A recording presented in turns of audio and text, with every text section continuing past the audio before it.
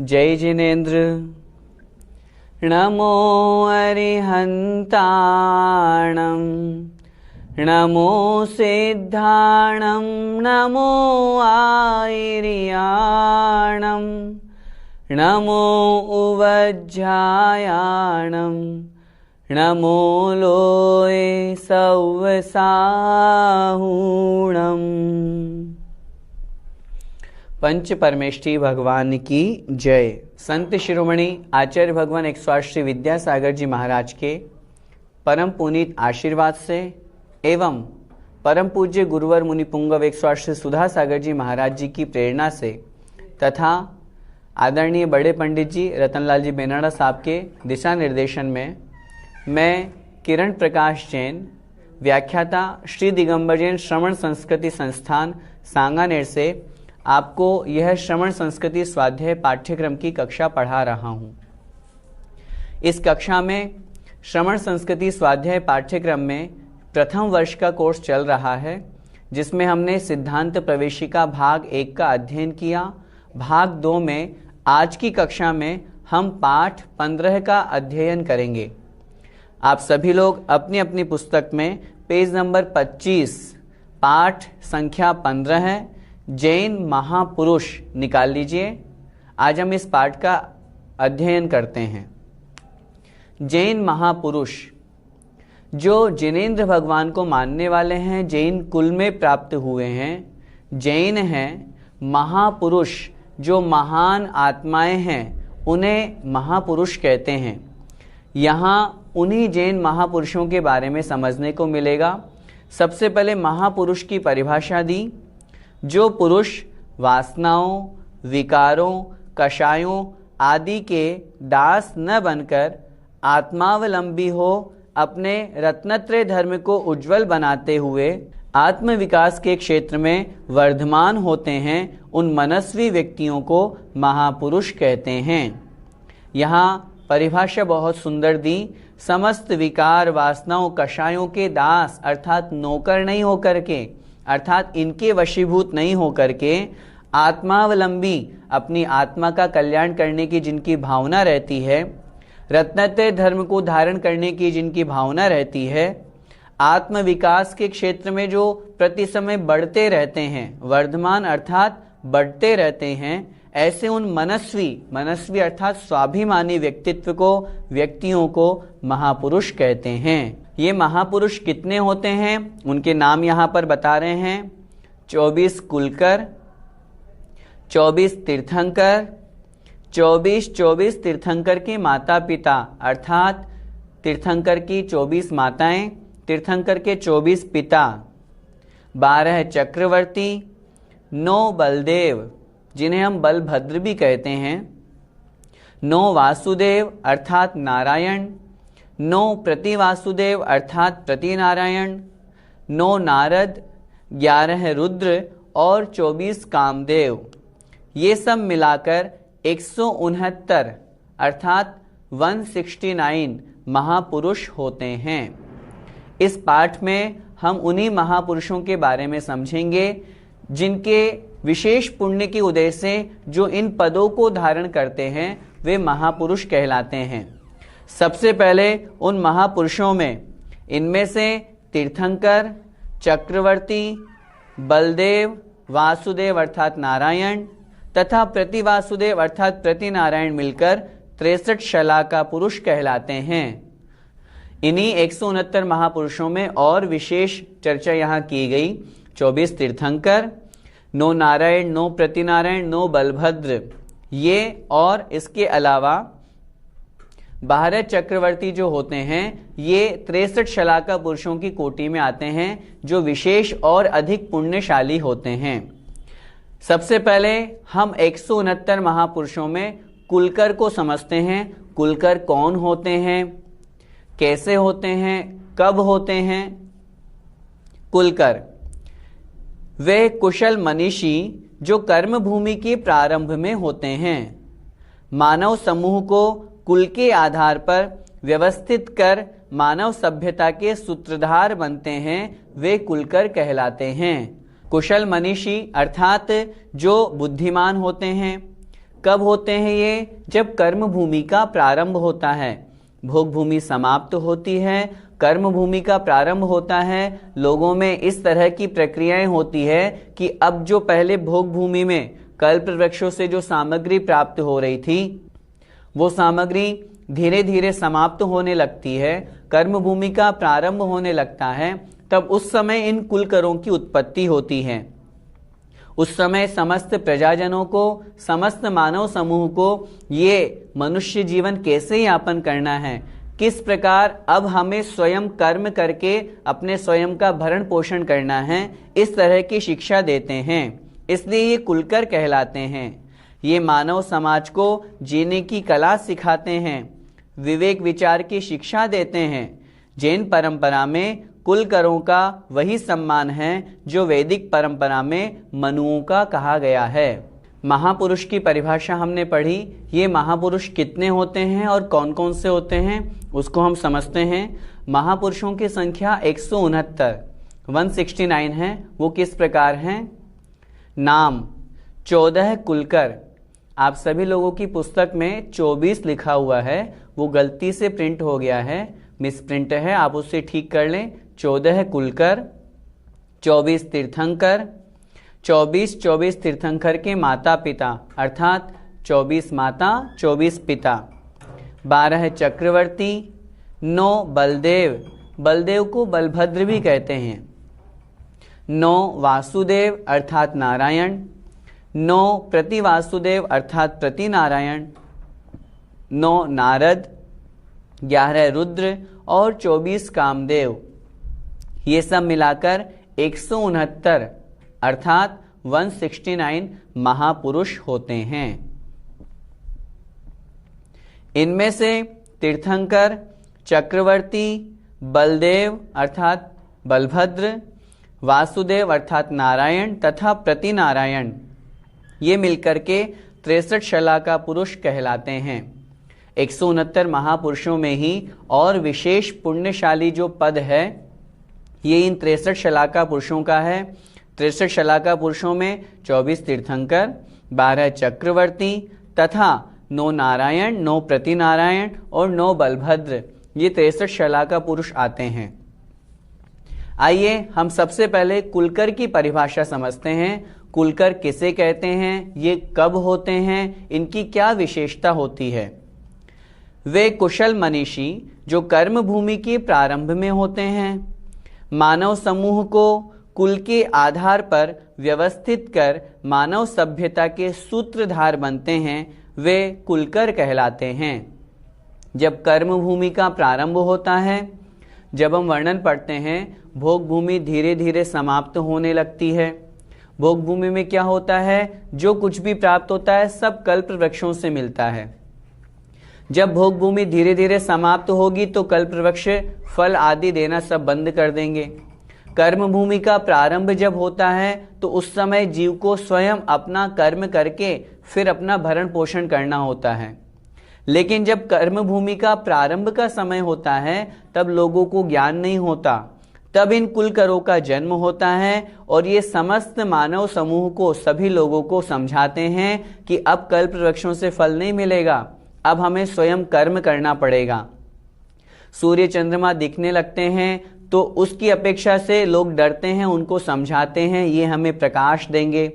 धीरे धीरे वनस्पति उत्पन्न होने लगती है तो लोग सोचते हैं ये पृथ्वी से क्या उगने लगा, तो उनको कुलकर समझाते हैं कि अब इस प्रकार से वनस्पति, धान्य ये सब उत्पन्न होगा। इस प्रकार जो कुल की व्यवस्था करते हैं वे कुलकर कहलाते हैं। ये मानव समाज को जीने की कला सिखाते हैं, विवेक विचार की शिक्षा देते हैं। जैन परंपरा में कुलकरों का वही सम्मान है जो वैदिक परंपरा में मनुओं का कहा गया है। इस प्रकार हमने कुलकर की परिभाषा पढ़ी। कुलकर 14 होते हैं। अंतिम कुलकर के रूप में महाराजा नाभिराय हुए। जब नाभिराय हुए उस समय कर्म भूमि का अधिकांश रूप प्रारंभ हो गया था, तब उन्होंने अच्छी तरह से व्यवस्थित होकर के प्रजाजनों को उपदेश दिया और उसी उपदेश को उन्हीं के सुपुत्र जो इस युग के प्रथम तीर्थंकर हुए भगवान ऋषभ देव, उन्होंने राज्य अवस्था में 80 कृषि, विद्या, वाणिज्य, शिल्प, इस तरह से षटकर्म का उपदेश दिया। तो ये कुलकर 14 होते हैं और इस प्रकार कुलों की स्थापना करके लोगों को एक अच्छी तरह से व्यवस्थित कुल बना करके और इनको शिक्षा देते हैं, यह इनका कार्य होता है। दूसरे विशेष महापुरुष हैं तीर्थंकर, जो धर्म परंपरा में आई हुई मलिनता और विकृतियों का उन्मूलन कर, उन्मूलन का अर्थ होता है नष्ट करके, समाप्त करके धर्म के मूल स्वरूप को पुनः स्थापित करते हैं, ऐसे ही जगत उद्धारक तीर्थंकर कहलाते हैं। शब्द की अपेक्षा से अर्थ लगाएं। तीर्थंकर, तीर्थ का अर्थ होता है धर्म, जो धर्म तीर्थ को करने वाले होते हैं। तीर्थंकर धर्म के संस्थापक नहीं होते कि उन्होंने जैन धर्म की स्थापना करी। जो अनादि काल से चला हुआ आया जैन धर्म है, उस जैन धर्म में जो कोई किसी प्रकार की विकृति आ गई, किसी तरह का कोई विकार आ गया, उन सबको दूर करके जो धर्म का प्रचार प्रसार करते हैं, लोगों को उपदेश देते हैं, लोगों को समझाते हैं, वे तीर्थंकर कहलाते हैं। जैसे 24 तीर्थंकर हुए। प्रथम तीर्थंकर आदिनाथ भगवान हुए। उन्होंने केवल ज्ञान प्राप्त करके और जगह जगह जाकर के देश विदेश में विहार करके धर्म का उपदेश दिया, दिव्य ध्वनि के माध्यम से लोगों को समझाया कि वास्तव में धर्म क्या है। इस प्रकार से जो प्रचार प्रसार करते हैं और धर्म को समझाते हैं, वे तीर्थंकर कहलाते हैं। तीर्थंकर कौन होते हैं? जो दर्शन विशुद्धि आदि 16 कारण जो भावनाएं होती हैं, उन भावनाओं को भाने से तीर्थंकर प्रकृति नाम कर्म का आश्रय करते हैं। जब वह तीर्थंकर प्रकृति को बंद करते हैं, वह तीर्थंकर प्रकृति जब उदय में आती है तो वे तीर्थंकर बनते हैं। ये 24 ही होते हैं, न कम न ज्यादा। वर्तमान के इस अवसर्पणी काल में आदिनाथ भगवान से लेकर के महावीर भगवान तक 24 तीर्थंकर हुए। ये समस्त विकारों पर विजय पाकर केवल ज्ञान को प्राप्त कर निर्वाण के अधिकारी बनते हैं। सभी तीर्थंकर नियम से मोक्ष पद को प्राप्त करते हैं, मुनि अवस्था में कठोर तपश्चर्या करते हैं और केवल ज्ञान प्राप्त करने के पश्चात दिव्य ध्वनि के माध्यम से उपदेश देते हैं। सभी तीर्थंकर उपदेश देकर के ही मोक्ष को प्राप्त करते हैं। यह एक नियम है। बिना उपदेश दिए कोई भी तीर्थंकर मोक्ष नहीं जा सकते और फिर उसके पश्चात आयु समाप्त होने पर निर्वाण को प्राप्त करते हैं और मानव जाति को दिव्य ध्वनि के द्वारा मोक्ष का मार्ग बताकर उस पर अग्रसर होने की प्रेरणा प्रदान करते हैं। स्वयं ने तो अपनी आत्मा का कल्याण कर ही लिया, हम जैसे भव्य जीवों को भी उस मोक्ष मार्ग पर लगने की प्रेरणा देते हैं और उपदेश दे करके हमें भी मोक्ष मार्ग पर लगाते हैं। ऐसे होते हैं तीर्थंकर। तीसरे महापुरुष को हम समझते हैं, वे है चक्रवर्ती, जो 6 खंड के अधिपति होते हैं। 6 खंड कौन कौन से? जो हमने जम्बू द्वीप में 7 क्षेत्र पढ़े, उसमें सबसे नीचे दक्षिण दिशा की तरफ है भरत क्षेत्र। गंगा और सिंधु नदी के बहने से उसके 3 भाग हो जाते हैं। बीचों बीच में विजयार्ध पर्वत के निकलने से 3 ऊपर और 3 नीचे, इस तरह 6 खंड हो जाते हैं।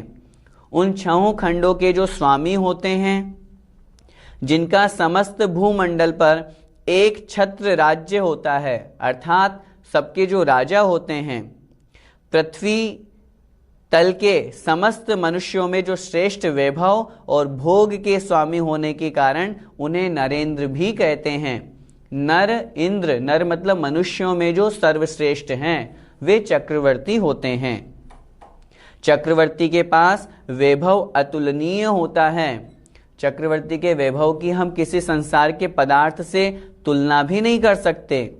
यह 14 रत्नों के, 9 निधियों के, 7 प्रकार की सेना के, पृथक विक्रिया के, पृथक विक्रिया का तात्पर्य अपने ही शरीर जैसे अन्य और भी विक्रिया बना सकते हैं, विक्रिया के प्रभाव से और अन्य दूसरा शरीर भी बना सकते हैं। तथा 32,000 मुकुटबद्ध राजाओं के स्वामी होते हैं। इनकी पटरानी सहित 96,000 रानियां होती हैं और 3,50,000 परिवारी जन होते हैं। हाथी घोड़ों की तो गिनती नहीं है, लाखों करोड़ों होते हैं। कहने का तात्पर्य पूरे पृथ्वी तल पर, पूरे भूमंडल पर, पूरे भरत क्षेत्र में जिनका राज्य होता है, जो एकमात्र राजा होते हैं, वो कहलाते हैं चक्रवर्ती। जैसे कि सबसे पहले चक्रवर्ती भरत चक्रवर्ती हुए। उन्होंने पूरे 6 खंडों को जीता और 6 खंडों को जीत करके उसके राजा बने। जिनके पास चक्र होता है वो कहलाते हैं चक्रवर्ती। अगले महापुरुष है बलदेव, जिन्हें हम बलभद्र भी कहते हैं। ये नारायण के भ्राता होते हैं। भ्राता अर्थात भाई, ये नियामक कारण है। जो नारायण होंगे उनके भाई ही बलभद्र बनते हैं और उनसे प्रगाढ़ स्नेह रखते हैं। खूब प्रेम होता है उनमें आपस में। ये अतुल पराक्रम के धनी, अतिशय रूपवान और यशस्वी होते हैं।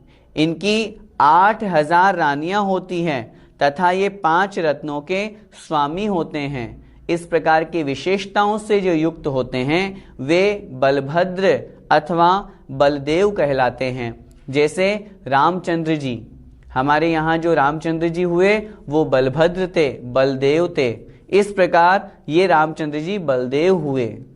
अगले महापुरुष हैं वासुदेव, जिन्हें हम नारायण भी कहते हैं और इसी के साथ में समझाया है प्रति वासुदेव, जो प्रति नारायण के रूप में जाने जाते हैं।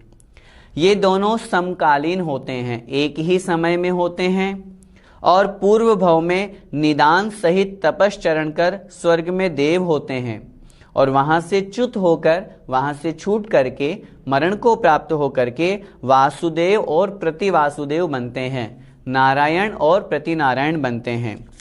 दोनों नारायण और प्रति नारायण अर्ध चक्रवर्ती होते हैं। अभी जो हमने चक्रवर्ती का स्वरूप समझा उसमें 6 खंड के जो राजा होते हैं वो चक्रवर्ती, और जो नीचे के 3 खंड जिसमें एक आर्य खंड इधर का और इधर का म्लेच्छ खंड, इस तरह 3 खंड के जो राजा होते हैं, स्वामी होते हैं, ये नारायण प्रति नारायण कहलाते हैं। इनकी 16,000 रानियां होती हैं। प्रति नारायण अर्थात प्रति वासुदेव प्रायः विद्याधर होते हैं और नारायण अर्थात वासुदेव जो होते हैं ये भूमि गोचरी अर्थात भूमि पर ही निवास करने वाले होते हैं। इनका आपस में जन्मजात बैर होता है। बैर अर्थात दुश्मनी निमित्त ही है कि नारायण और प्रतिनारायण का आपस में किसी न किसी निमित्त से बैर भाव होता ही है। उनमें इसी कारण से और इन निमित्त से इनमें युद्ध होता है, जिसमें नारायण के द्वारा प्रतिनारायण मारा जाता है। ये नियम है, अटल सिद्धांत है। नारायण प्रतिनारायण की आपस में दुश्मनी होगी, दोनों में युद्ध होगा और युद्ध में नारायण के हाथों प्रतिनारायण की मृत्यु होती है। ये दोनों निकट भव्य होते हैं, परंतु अनुबद्ध बैर के कारण से नरक में जाते हैं। अनुबद्ध अर्थात बंधा हुआ, पूर्व में ऐसा कोई कर्म किया कि आपस में ऐसा बैर बंध गया, आगे जाकर के नारायण प्रतिनारायण बने और दोनों नरक में जाते हैं। जैसे हम उदाहरण पढ़ते हैं, लक्ष्मण नारायण थे और रावण प्रतिनारायण थे और लक्ष्मण के हाथों रावण की मृत्यु हुई। और लक्ष्मण के बारे में अभी हमने पढ़ा, यह नारायण थे। जब बलभद्र के बारे में पढ़ा था तो बलभद्र नारायण के भ्राता होते हैं। तो इस प्रकार नारायण और प्रतिनारायण को हमने समझा। अगले जो महापुरुष हैं वे हैं नारद। ये नारायण प्रतिनारायण के काल में होते हैं। ये अत्यंत कौतूहली और कलह प्रिय होते हैं। कौतूहल, आश्चर्य, अकस्मात जैसी घटनाओं को करने में जिनको आनंद आता है। कलह प्रिय होते हैं, एक दूसरे की चुगली करना, एक दूसरे के कान भरना, एक दूसरे को लड़ाना भिड़ाना, इसमें ही इनको बड़ा आनंद आता है। नारायण और प्रतिनारायण को आपस में लड़ाने में इनकी प्रमुख भूमिका रहती है। ये ब्रह्मचारी होते हैं और इन्हें राजर्षि का सम्मान प्राप्त होता है। ये सारे राजभवन में बेरोक टोक आते जाते रहते हैं, इन्हें कोई नहीं रोकने वाला। इनका विशेष पुण्य है, इस कारण से इनके साथ में ऐसी क्रिया होती है। ये निकट भव्य होते हैं, परंतु कलह प्रियता के कारण से नरक में जाते हैं। भव्य तो हैं, मोक्ष आगे जाएंगे, लेकिन अभी इस पर्याय में, नारद रूप पर्याय में है, एक दूसरे को लड़ाने भिड़ाने में ही इनको आनंद आता है, इसलिए ये नरकगामी होते हैं। लोक व्यवहार में देखा भी जाता है, जो बहुत अधिक झगड़ा करता है, एक दूसरे को झगड़े कराता है, उसे नारद कहते हैं। हम इस पाठ को क्यों पढ़ रहे हैं? महापुरुषों के जीवन चरित्र को समझ करके, जो अच्छे महापुरुष हैं उनके जीवन चरित्र को हमें अपने जीवन में अपनाना है। माना कि नारद महापुरुषों की कोटि में तो है, लेकिन हमें नारद जैसा नहीं बनना, हमें तो तीर्थंकर जैसा बनना है, ऐसा भाव अपने अंदर आना चाहिए। इसलिए कलह, लड़ाई झगड़ा, बैरभाव बिल्कुल नहीं रखना चाहिए। यदि रखेंगे तो अधिक क्रोध करने के कारण से हमें भी नरक में जाना पड़ेगा, इसलिए क्रोध नहीं करना चाहिए। अगले महापुरुष हैं रुद्र। ये सभी अधर्म पूर्ण व्यापार में संलग्न होकर रौद्र कर्म किया करते हैं। अधर्म पूर्ण व्यापार अर्थात जो धर्म के विरुद्ध है, गलत आचरण है, उसमें लगे रहते हैं। रौद्र कर्म, हिंसा जनित कर्म करते रहते हैं, इसलिए ये रुद्र कहलाते हैं। ये कुमार अवस्था में जिन दीक्षा धारण करके कठोर तपश्चर्या करते हैं, जिसके फलस्वरूप इन्हें अंगों का ज्ञान हो जाता है, जो हमारे यहाँ पर द्वादशांग कहे गए हैं। आचारांग, सूत्रकृतांग, समवायांग आदि अनेक अंगों का इनको ज्ञान हो जाता है, किंतु 10वें विद्यानुवाद पूर्व का अध्ययन करते समय विषयों के अधीन होकर पथभ्रष्ट हो जाते हैं। जब 12 अंगों की चर्चा की, 12 अंगों में 12वां अंग है दृष्टि प्रवाद अंग। उसके 5 भेद हैं। उन 5 भेदों में एक भेद है पूर्वगत, उसमें 14 भेद कहे गए हैं, और उन्हीं के अंतर्गत जो 10वां पूर्व विद्यानुवाद पूर्व है, जब उसका वो अध्ययन करते हैं तब सामने विद्या प्रकट होती है, और वे उस विद्या को, देवी को प्राप्त कर लेते हैं, स्वीकार कर लेते हैं। मुनि होने के बाद में भी उसे ग्रहण कर लेते हैं, जिससे वो पथभ्रष्ट हो जाते हैं, मार्ग से च्युत हो जाते हैं। संयम और सम्यक्त से पतित होने के कारण से, क्योंकि अब उन्होंने विद्याओं को स्वीकार कर लिया, अब संयम भी नहीं रहा, सम्यक दर्शन भी नहीं रहा, दोनों से छूट जाने के कारण से सभी रुद्र नरकगामी ही होते हैं। तिलोय परिणति एक महान ग्रंथ हुए हैं, अपने यहाँ पर एक महान ग्रंथ हैं, जिसके रचयिता आचार्य यति वृषभ स्वामी महाराज हैं। उनके अनुसार रुद्रों एवं नारदों की उत्पत्ति हुंडाओ सर्पणी काल में ही होती है। ये हुंडाओ सर्पणी काल क्या है? असंख्यात अवसर्पणी बीत जाने के बाद में एक हुंडाओ सर्पणी काल आता है। काल के 2 भेद, उत्सर्पणी और अवसर्पणी। जिस काल में आयु, सुख, शरीर की अवगाहना आदि इन सब चीजों में धीरे धीरे वृद्धि होती है, उसे कहते हैं उत्सर्पणी काल। जिस काल में आयु, शरीर की ऊंचाई, सुख आदि में धीरे धीरे कमी होती है, उसे कहते हैं अवसर्पणी काल। वर्तमान में अवसर्पणी काल चल रहा है। अवसर्पणी काल में भी असंख्यात वर्ष बीत जाने के बाद जो काल आता है हुंडाओ सर्पणी, वो काल चल रहा है। इस हुंडाओ सर्पणी काल में कुछ विशेष घटनाएं होती हैं, जैसे प्रथम तीर्थंकर आदिनाथ भगवान तीसरे काल में ही जन्म लिए और तीसरे काल में ही मोक्ष को प्राप्त हो गए, जबकि तीर्थंकर तो चौथे काल में होते हैं। जैसे तीर्थंकरों के पुत्रियों का जन्म होना, जैसे 24 तीर्थंकरों का अयोध्या के अलावा अन्य स्थानों से भी जन्म होना, जैसे 24 तीर्थंकरों में से 20 तीर्थंकर तो शाश्वत तीर्थराज सम्मेद शिखर जी से मोक्ष गए, शेष 4 तीर्थंकर अलग अलग स्थानों से मोक्ष को प्राप्त हुए, जबकि नियम होता है जन्म अयोध्या में और निर्वाण सम्मेद शिखर जी से ही होता है। लेकिन यह हुंडाओ सर्पणी काल का दोष है, तो विचित्र विचित्र घटनाएं होती हैं। आचार्य महाराज जो तिलोय परिणति के रचयिता हैं, उनके अनुसार रुद्रों की और नारदों की उत्पत्ति इस हुंडाओ सर्पणी काल में होती है। इस प्रकार की उनकी मान्यता है, उन्होंने ऐसा लिखा है। अगला जो विषय है, अंतिम कामदेव।